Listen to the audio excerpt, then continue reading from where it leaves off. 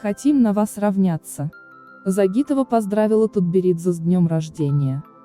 Олимпийская чемпионка Алина Загитова поздравила с днем рождения тренера Этери Тутберидзе, которой 24 февраля исполнилось 47 лет. Спортсменка пожелала наставнице крепкого здоровья, терпения, вдохновения, новых проектов и побед.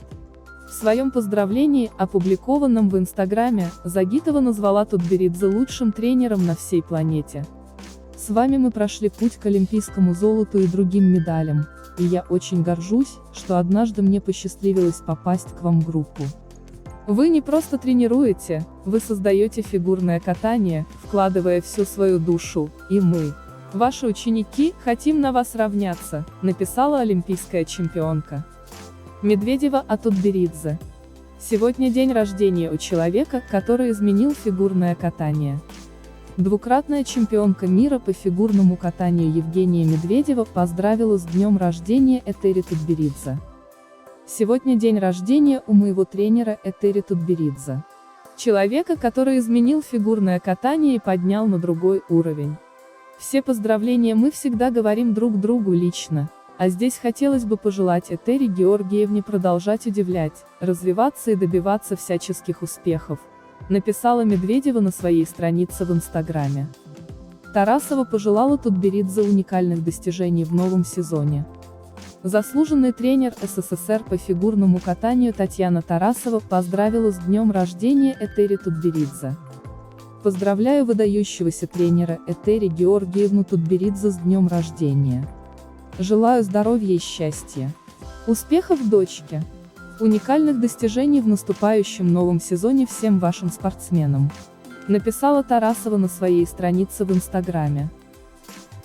Напомним, на данный момент под руководством Тутберидзе тренируется олимпийская чемпионка Алина Загитова и двукратная чемпионка мира Евгения Медведева, трехкратная чемпионка России Анна Щербакова и чемпионка мира среди юниоров Камила Валиева. Алена Косторная сдала после перехода к Плющенко, но она по-прежнему сильнее Туктамышевой.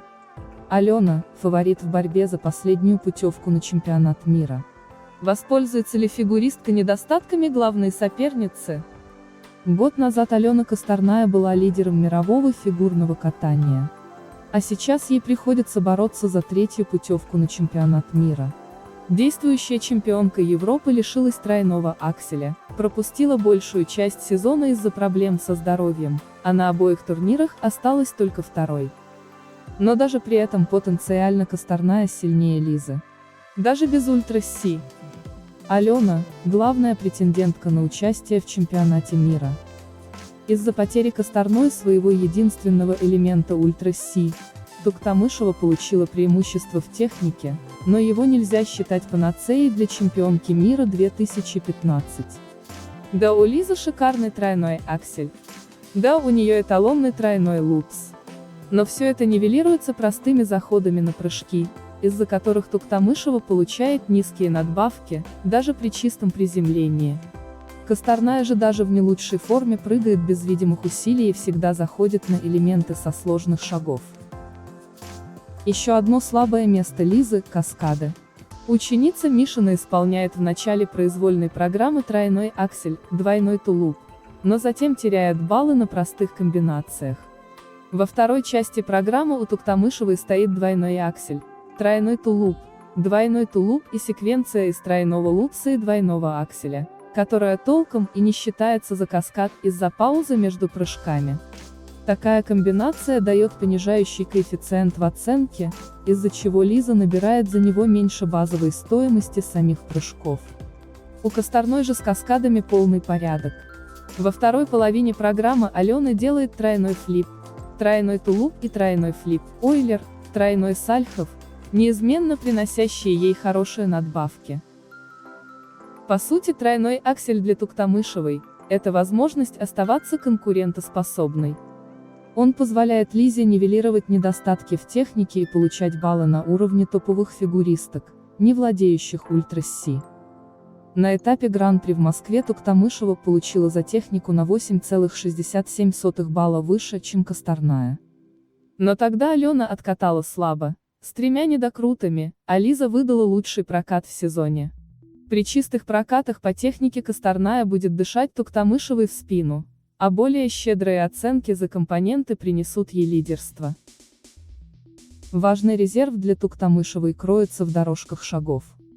Лиза теряет на этом элементе порядка 1,5 баллов, что в плотной борьбе за поездку на чемпионат мира может оказаться фатальным.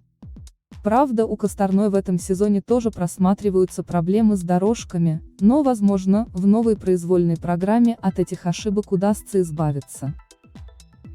Уступает Лиза Алене и во вращениях. Косторная практически всегда исполняет их на максимум, показывает хорошую скорость и самые сложные позиции.